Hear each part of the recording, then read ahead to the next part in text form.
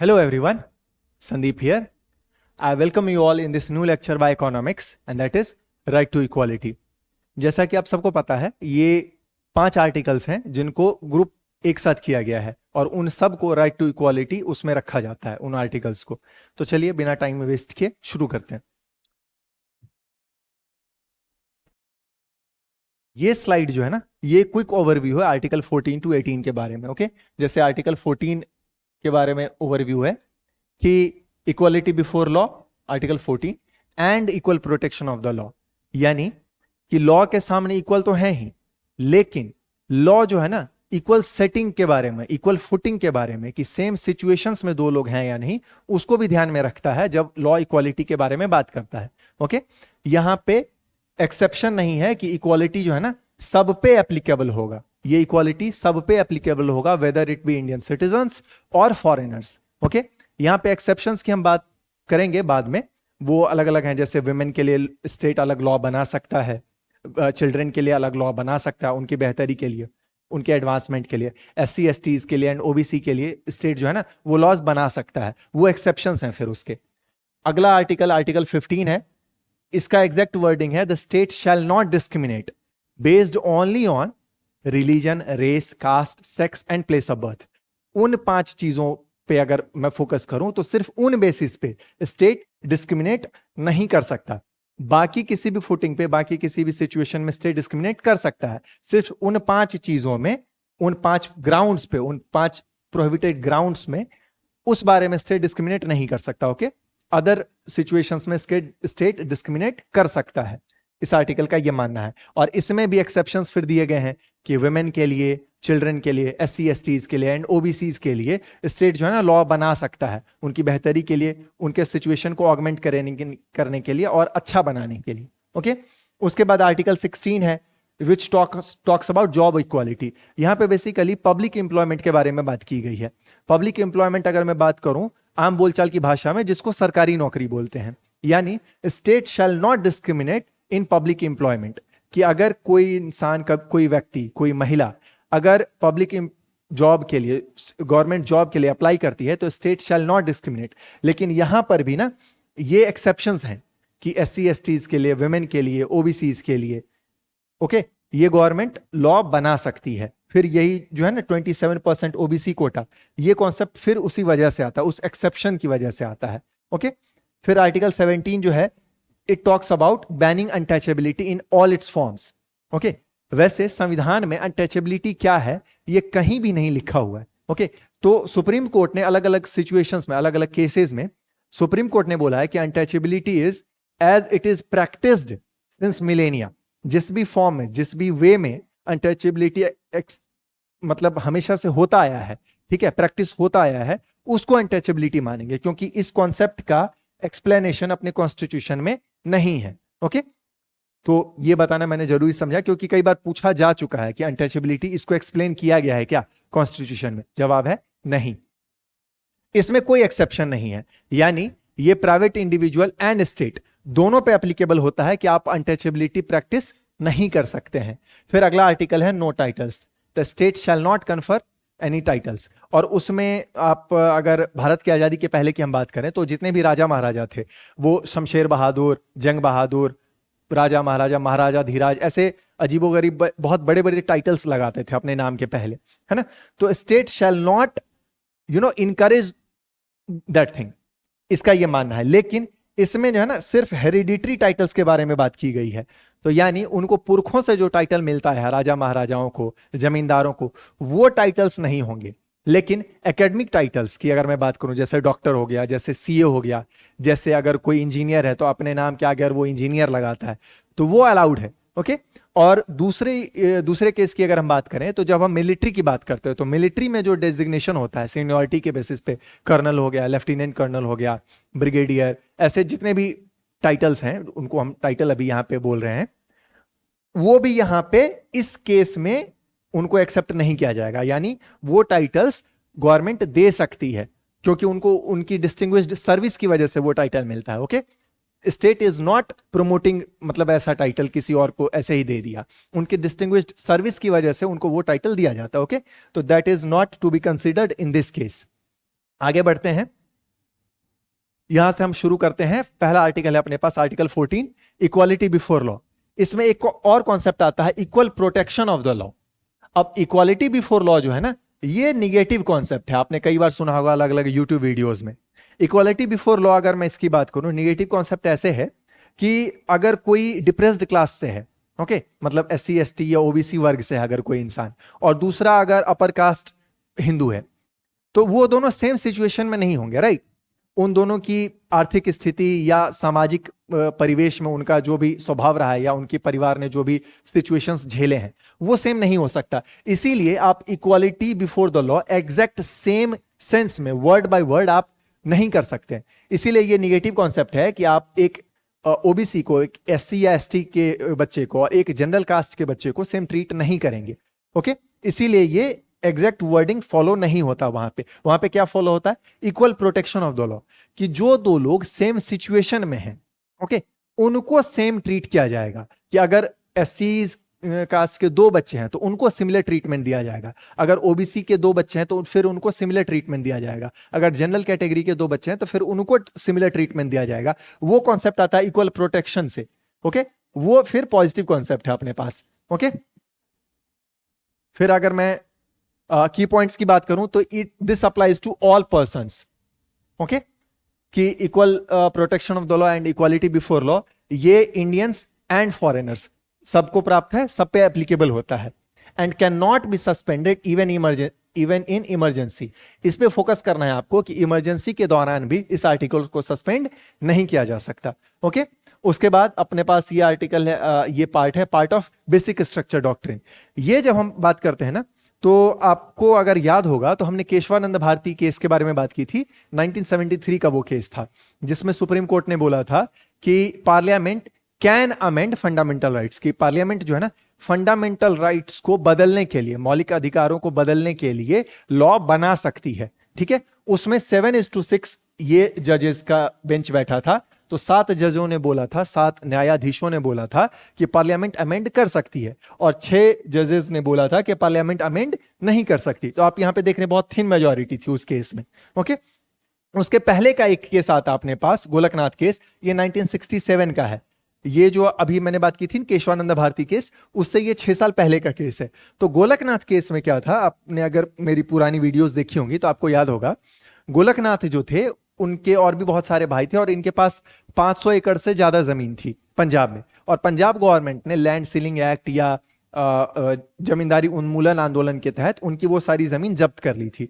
तो गोलकनाथ जी जो है ये सुप्रीम कोर्ट पहुंच गए कि इक्वालिटी बिफोर द लॉ कि ये इस आर्टिकल का वायलेशन हो रहा है, कि मेरी जो जमीन है उसको गवर्नमेंट ने ले लिया है, छीन लिया है।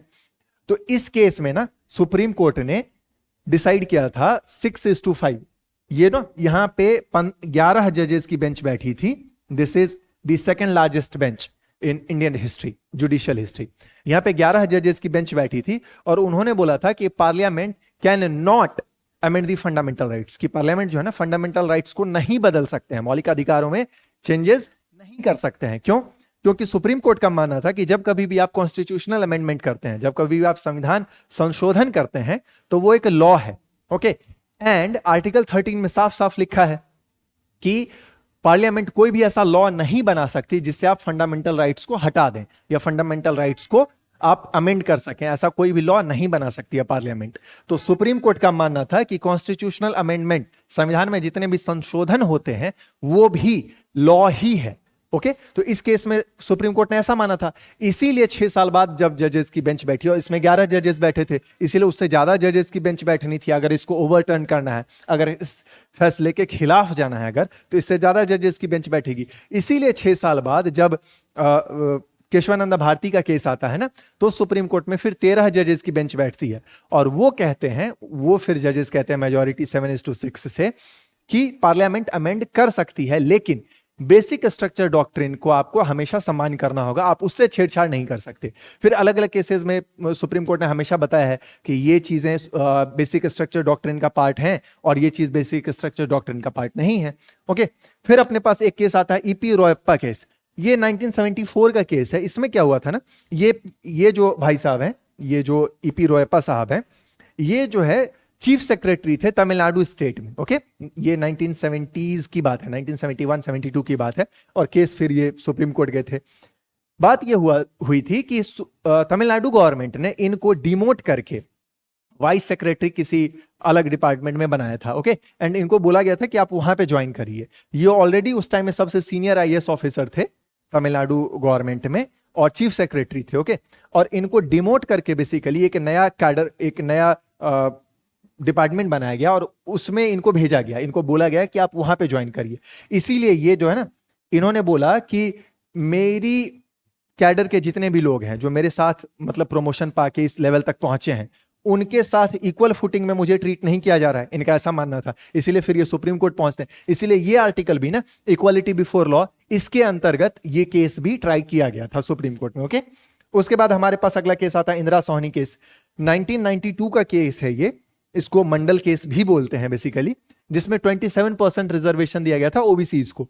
और इसी केस में सुप्रीम कोर्ट ने बोला था कि आप 50% जो कैप है ना, कि एससी, एसटी एंड ओबीसीज को आप अगर रिजर्वेशन देते हैं तो 50% से आप ज्यादा रिजर्वेशन नहीं दे सकते हैं टोटल मिला करके। तो 50% कैप बहुत दिनों तक रहा था, 2019 तक, 2019 तक, जब 10% रिजर्वेशन ईडब्ल्यूएस को भी फिर दिया गया था। ओके, आगे हम बढ़ते हैं। आर्टिकल 15 में हम बात करेंगे प्रोहिबिशन ऑफ डिस्क्रिमिनेशन की। मतलब state shall not discriminate against individuals based on caste, religion, race, sex and place of birth. यहां पे ये 5 ग्राउंड दिए गए हैं, जिस बेसिस पे, सिर्फ इन 5 बेसिस पे, बाकी बेसिस पे ना किसी और ग्राउंड पे स्टेट डिस्क्रिमिनेट कर सकता है, लेकिन सिर्फ इन बेसिस पे state can not discriminate. Okay, ये बेसिकली ना, ये आपको अगर मैं शॉर्ट में बताऊं तो ये एडमिशन इनटू एकेडमिक इंस्टीट्यूशंस, उस केस में ये ज्यादा लोकप्रिय हुआ था ये वाला आर्टिकल। लेकिन इसमें फिर एक्सेप्शंस भी दिए गए हैं। एक्सेप्शन ये है कि एससी एसटीज के लिए, वुमेन के लिए, ओबीसीज के लिए एंड चिल्ड्रन के लिए अगर गवर्नमेंट कोई स्पेशल प्रोविजन बनाती है, अगर कोई स्पेशल लॉ बनाती है, तो यहां पे आप कोर्ट नहीं जा सकते कि डिस्क्रिमिनेशन हो रहा है मेरे साथ। क्यों? क्योंकि कॉन्स्टिट्यूशन में लिखा है कि इन डिप्रेस्ड क्लासेस को या विमेन को या चिल्ड्रन के लिए आप स्पेशल प्रोविजन बना सकते हैं। ओके, लेकिन ये कहां कहां अप्लाई होगा कि आप डिस्क्रिमिनेशन नहीं कर सकते? ये कहां कहां अप्लाई होगा? तो पब्लिक प्लेसेस पे, जितने भी पब्लिक प्लेसेस हैं, उस जमाने में बेदिंग घाट्स जो भी हुआ करता ना, जैसे पोखर है, पब्लिक तालाब है जहां पे लोग नहाने जाएंगे, तो वहां पे आप डिस्क्रिमिनेशन नहीं कर सकते। ओके, पब्लिक एम्प्लॉयमेंट में अगर गवर्नमेंट कोई नोटिफिकेशन निकालती है जॉब के लिए, तो उसमें आप डिस्क्रिमिनेशन नहीं कर सकते। एंड एजुकेशनल इंस्टीट्यूशन, इसमें भी आप डिस्क्रिमिनेशन नहीं कर सकते हैं। इसी से रिलेटेड एक इंपॉर्टेंट केस आया था 1951 में। ओके, हमने पिछली वीडियोस में भी उसका जिक्र किया था, चंपकम दोराईराजन का केस था 1951 का। चंपकम दोराईराजन केस में सुप्रीम कोर्ट ने बोला था कि आप डिस्क्रिमिनेशन नहीं कर सकते हैं, राइट। इसीलिए फिर कॉन्स्टिट्यूशन में फर्स्ट अमेंडमेंट आया था कि गवर्नमेंट जो है ना, या पार्लियामेंट जो है, वो एससी एसटीज के लिए या विमेन के लिए स्पेशल प्रोविजन बना सकती है। उनको एकेडमिक इंस्टीट्यूशंस में दाखिला मिले, उनकी और अच्छे से तरक्की हो, इसके लिए आप स्पेशल प्रोविजन बना सकते हैं। हमारे ओरिजिनल कॉन्स्टिट्यूशन में ये जो SC ST, women and depressed classes के लिए जो रिजर्वेशन है एजुकेशनल इंस्टीट्यूशंस में, ये ओरिजिनल कॉन्स्टिट्यूशन में नहीं था। ओके, ये अपना फर्स्ट कॉन्स्टिट्यूशनल अमेंडमेंट एक्ट, इसके थ्रू ऐड किया गया था। ओके, आपको ये याद रखना है। अगर ये सवाल पूछा जाए कि क्या ये एक्सेप्शंस ओरिजिनल कॉन्स्टिट्यूशन का पार्ट थे, तो जवाब है नहीं। ओके,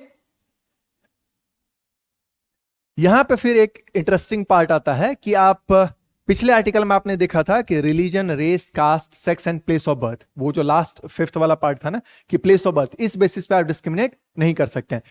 लेकिन इस आर्टिकल में पब्लिक एम्प्लॉयमेंट, यानी जिसको आप आम बोलचाल की भाषा में जिसको गवर्नमेंट जॉब्स बोलते हैं, लोग सरकारी नौकरी बोलते हैं, तो सरकारी नौकरी में सरकार जो है वो डिस्क्रिमिनेट नहीं कर सकती है। इक्वल अपॉर्चुनिटी मिलेगी सबको, यानी सिर्फ और सिर्फ सिटीजन्स को। ऑब्वियसली यहां पे एक्सेप्शंस हैं कि all state scope and exceptions की अगर मैं बात करूं तो ऑल स्टेट जॉब्स में ये एप्लीकेबल होगा, लेकिन प्राइवेट सेक्टर जॉब्स में ये एप्लीकेबल नहीं है, ऑफ कोर्स। और एक्सेप्शन क्या है? वही वाला, एससी एसटीज के लिए एंड वुमेन के लिए एंड ओबीसीज के लिए आप स्पेशल प्रोविजन बना सकते हैं, उनको रिजर्वेशन देने के लिए जॉब्स में। ओके, और ये ओरिजिनल कॉन्स्टिट्यूशन का पार्ट था। ओके, हमारे ओरिजिनल कॉन्स्टिट्यूशन में ऑलरेडी ये इसका जिक्र किया गया है। तो इंदिरा सोहनी जजमेंट जब हम बात करते हैं ना, ये 27% रिजर्वेशन जब दिया गया था ओबीसीज को, 27% ओबीसीज को, ये पिछले स्लाइड में भी हमने देखा था। तो जब हम उसकी बात करते हैं तो एम्प्लॉयमेंट में, स्टेट एम्प्लॉयमेंट में, गवर्नमेंट जॉब्स में जब हम रिजर्वेशन की बात करते हैं तो क्रीमी लेयर का कॉन्सेप्ट आता है ओबीसीज के लिए, यानी इनकम क्वालिफिकेशन, उनका जो उनका क्राइटेरिया कैसा है, वो फिर कॉन्सेप्ट आता है क्रीमी लेयर का कि XYZ अमाउंट कुछ भी है, गवर्नमेंट वो डिसाइड करती है विद टाइम एंड अगेन कि अगर उस अमाउंट से ज्यादा आपकी इनकम है तो आपको फिर ओबीसी अगर आप हैं तो आपको फिर रिजर्वेशन का बेनिफिट नहीं मिलेगा। ओके, और इसमें रिजर्वेशन की फिर लिमिट सेट की गई थी इसी केस में, इंदिरा सोनी जजमेंट के टाइम पे। ये ऑलरेडी था एससीज के लिए 50%, 15%, एसटीज के लिए 7.5%, ये दोनों पहले से ही थे, और ये नया ऐड किया गया था ओबीसीज के लिए 27%। और उसी में कोर्ट ने फिर बोला था कि 50% रिजर्वेशन इज द कैप, तो उससे ज्यादा आप नहीं जा सकते। अगर हम अगले स्लाइड की बात करें, अगले आर्टिकल की बात करें, तो एबॉलिशन ऑफ अनटचेबिलिटी, ये बात करता है ना, इस आर्टिकल में कोई भी एक्सेप्शंस नहीं है, यानी अगर आपको अनटचेबिलिटी प्रैक्टिस होती है आपके साथ, ठीक है, तो वो प्राइवेट इंडिविजुअल हो, यानी कोई एक इंसान हो, या सरकार हो, या स्टेट हो, आप किसी के भी खिलाफ हाई कोर्ट या सुप्रीम कोर्ट जा सकते हैं अगर आपका राइट्स वायलेट होता है तो ये जो है ना, ये आर्टिकल, इसमें कोई भी एक्सेप्शन नहीं है, नो एक्सेप्शंस। ओके, और applies to private actions also, ये आपको याद रखना है, ये भी कई बार पूछा गया है कि क्या ये प्राइवेट इंडिविजुअल्स के अगेंस्ट एप्लीकेबल है या नहीं। ओके, अब इसका लीगल फ्रेमवर्क क्या है। 1955 में पार्लियामेंट ने एक कानून बनाया था अनटचेबिलिटी एबॉलिशन एक्ट करके, जिसको फिर बाद में उसका नाम पड़ गया सिविल राइट्स एक्ट। ओके, इसका फिर नोमेनक्लेचर बाद में चेंज हो गया था सिविल राइट्स एक्ट। और 1989 में एक एक्ट आया था SC ST एट्रोसिटीज एक्ट, कि उस अगर SC STs के खिलाफ ऐसे केसेस होते हैं तो आप उसके लिए भी अपने राइट्स को प्रोटेक्ट करने के लिए आप सुप्रीम कोर्ट जा सकते हैं, और फिर उस पर क्रिमिनल पेनाल्टीज लगाए गए, फिर फाइन्स लगाए गए बहुत ज्यादा। ओके, तो ये जो केसेस है ना, इस आर्टिकल में आपको याद रखना है कि कोई भी एक्सेप्शन नहीं है। ओके, अगर मैं अगले आर्टिकल की बात करूं, लास्ट आर्टिकल की, तो एबॉलिशन ऑफ टाइटल्स, यहां पे ना हेरिडिटरी टाइटल्स, यानी जो सदियों से चले आ रहे थे, राजा महाराजाओं के जो भी टाइटल थे, राजा बहादुर है ना, शमशेर बहादुर, महाराजा धीराज, ऐसे जो भी टाइटल हुआ करते थे, महाराजा धीराज, श्री, ऐसे जो भी जो टाइटल लगाते थे जो भी राजा महाराजा, उन टाइटल्स को एबॉलिश किया गया। ओके, इस आर्टिकल के अंतर्गत। और प्रिंसली ऑनर्स जो भी उनको दिया जाता था ना, राजाओं को अंग्रेजों के द्वारा भी जो दिया गया था, उसको भी एबॉलिश किया गया, और फॉरेन टाइटल्स भी आप एक्सेप्ट नहीं कर सकते थे इस आर्टिकल के अंतर्गत। लेकिन इसमें एक्सेप्शंस हैं कि मिलिट्री डेकोरेशंस जो होता है कि lieutenant general, general, colonel, brigadier, commodore, ये जो भी डेकोरेशंस हैं, मतलब उनकी सर्विस की वजह से वो उस डेजिग्नेशन तक पहुंचे हैं, राइट। उनको गवर्नमेंट ने ऐसा कुछ सरनेम या टाइटल नहीं दिया है, अपनी सर्विस की वजह से, ईयर्स ऑफ सर्विस की वजह से वो उस लेवल तक पहुंचे हैं, तो उसको जो है ना टाइटल कंसीडर नहीं किया जाता, मिलिट्री डेकोरेशंस को टाइटल कंसीडर नहीं किया जाता है। एकेडमिक डिग्रीज हैं, अगर किसी ने PhD कर रखी है और अपने नाम के आगे वो डॉक्टर लगाता है, किसी ने चार्टर्ड अकाउंटेंसी पास कर रखा है और CA लगाता अपने नाम के आगे, किसी अगर कोई MBBS पास कर रखा है किसी ने और वो डॉक्टर लगाता अपने नाम के, अगर वो डॉक्टर है, तो वो टाइटल्स नहीं है, वो एकेडमिक क्वालिफिकेशंस है, एकेडमिक डिग्रीज है। ओके, एंड साइंटिफिक ऑनर्स अगर किसी को मिलता है तो वो भी इस आर्टिकल का वायलेशन में नहीं आएगा वो। ओके, ये जो है ना, यानी आपको याद रखना है कि सिर्फ और सिर्फ हेरिडिटरी टाइटल्स, जो उनके पुरखों की वजह से उनको जो विरासत में मिली थी जो टाइटल्स, उसके बारे में ये आर्टिकल बात करता है कि वो एप्लीकेबल नहीं है। ओके, कि citizens can not accept foreign honours, ये भी आपको याद रखना है। और आपने कई बार सुना होगा करंट अफेयर में कि XYZ आदमी को ना, कि फ्रेंच गवर्नमेंट ने शेवालिये दे ऑनर ऐसा कुछ दिया है, जैसे प्राइम मिनिस्टर मोदी जी को अलग अलग स्टेट कंट्रीज ने, जैसे as of now if I can remember 33 different countries ने अपना हाईएस्ट सिविलियन अवार्ड दिया है, तो वो टाइटल नहीं है। ओके, वो सिविलियन अवार्ड है, वो टाइटल नहीं है। ऑल्सो अगर आप किसी फॉरेन गवर्नमेंट से, किसी फॉरेन कंट्री से ऐसे टाइटल्स एक्सेप्ट करते हैं तो you have to intimate, you have to let know the central government. Okay, और ये उसका फिर कॉन्सेप्ट आता है। तो ये जो है एबॉलिशन ऑफ टाइटल्स, ये सिर्फ और सिर्फ हेरिडिटरी टाइटल्स के बारे में बात करता है। ओके, अब यहाँ पे हम लैंडमार्क केसेस के बारे में बात करेंगे। तो गोलकनाथ का केस अभी हमने थोड़ी देर पहले बात की थी, 1966 67 की ये बात है।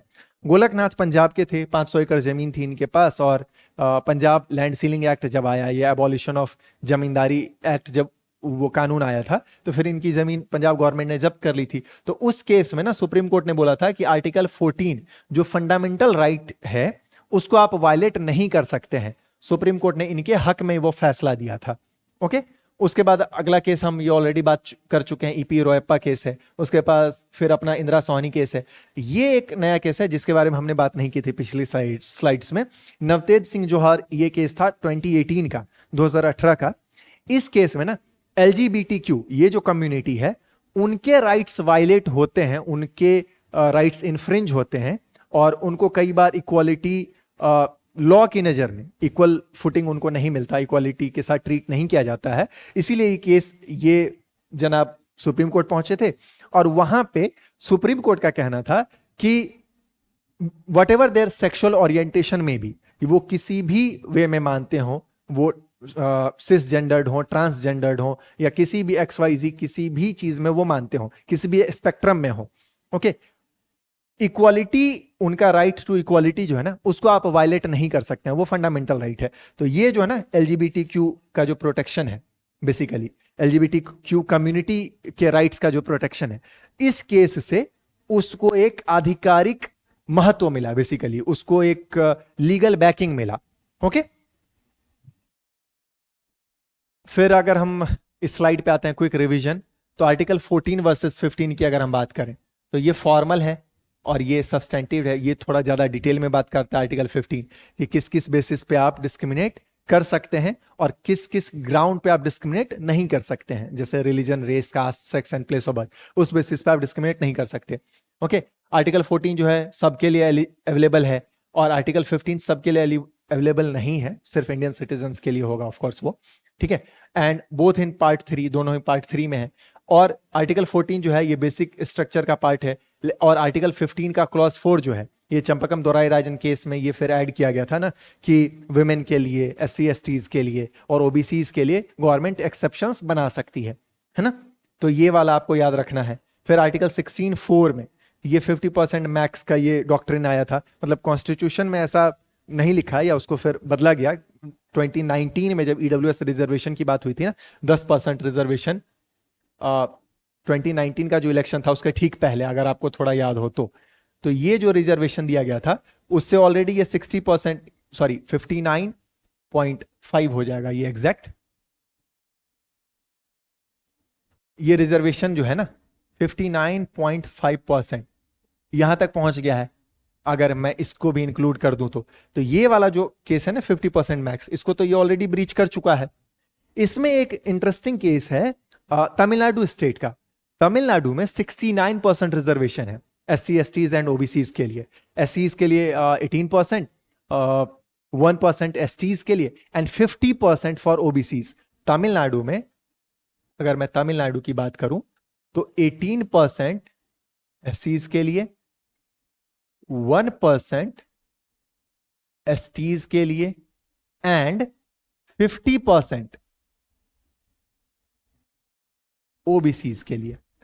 अब ये वाला आर्टिकल जो है ना इसको फिर संविधान में, कॉन्स्टिट्यूशन में 9th शेड्यूल में ऐड किया गया था, है ना, क्योंकि इस केस को भी सुप्रीम कोर्ट ने मतलब स्ट्राइक डाउन कर दिया था उस टाइम पे कि आप 50% को मतलब ब्रीच नहीं कर सकते हैं। तो तमिलनाडु गवर्नमेंट ने रिक्वेस्ट किया था यूनियन गवर्नमेंट को कि आप उसको 9th शेड्यूल में ऐड कर दीजिए, so that supreme court can not touch this. वैसे वो अलग बात है कि सुप्रीम कोर्ट ने फिर अलग अलग केसेस में ये बोला है कि अगर अनरीजनेबल कोई केस होता है या अनरीजनेबल इंस्टेंस होता है तो आप शेड्यूल 9 में भी जो चीजें हैं उसके बारे में भी बात कर सकते हैं, उसके खिलाफ भी आप सुप्रीम कोर्ट जा सकते हैं। ओके, आर्टिकल 17 की हम बात कर रहे थे कि उसका कोई एक्सेप्शन नहीं है, नो एक्सेप्शंस, कि स्टेट के खिलाफ भी और प्राइवेट इंडिविजुअल्स के खिलाफ भी आप सुप्रीम कोर्ट या हाई कोर्ट जा सकते हैं अगर आपके राइट्स वायलेट होते हैं। आर्टिकल 226 हाई कोर्ट जाने के लिए और आर्टिकल 32 सुप्रीम कोर्ट जाने के लिए। ओके, आपको ये आर्टिकल याद रखना है। और आर्टिकल 18 ये भी पार्ट 3 का ही पार्ट है, और आर्टिकल 18 में क्या है कि state shall not grant hereditary titles, कि जो राजा महाराजाओं के टाइटल हुआ करते थे स्टेट उसको कंटिन्यू नहीं करेगा। ओके, वो अलग बात है कि लोग आज भी प्यार से अलग अलग जो भी राजा महाराजाओं के संतान हैं उनको राजा बहादुर या महाराज यही कह के संबोधित करते हैं, लेकिन कॉन्स्टिट्यूशनल वैलिडिटी उसकी नहीं है। ओके, तो इसी के साथ हम अपने एंड स्लाइड पे आते हैं। और अगर मैं आपको ये बताना चाहूं तो ये जो 5 आर्टिकल्स है ना, इस पे कई बार अलग अलग एग्जाम्स में सवाल पूछे जा चुके हैं, तो आपको एक्सेप्शंस पे फोकस करना है। बेसिकली एक्सेप्शंस आपको याद हो गया तो ऑलरेडी आप वो सारा आर्टिकल मतलब याद कर सकते हैं। और लैंडमार्क केसेस जितने भी हैं, है ना, गोलकनाथ केस हो गया आपका, केशवानंदा भारती केस हो गया, चंपकम दोराई राजन केस हो गया आपका, ठीक है, ये अब फिर ऐसे जितने भी केसेस हैं उन सबको आपको याद रखना है और उस पर फोकस करना है। Okay, that's it from my side. Thank you and have a nice day.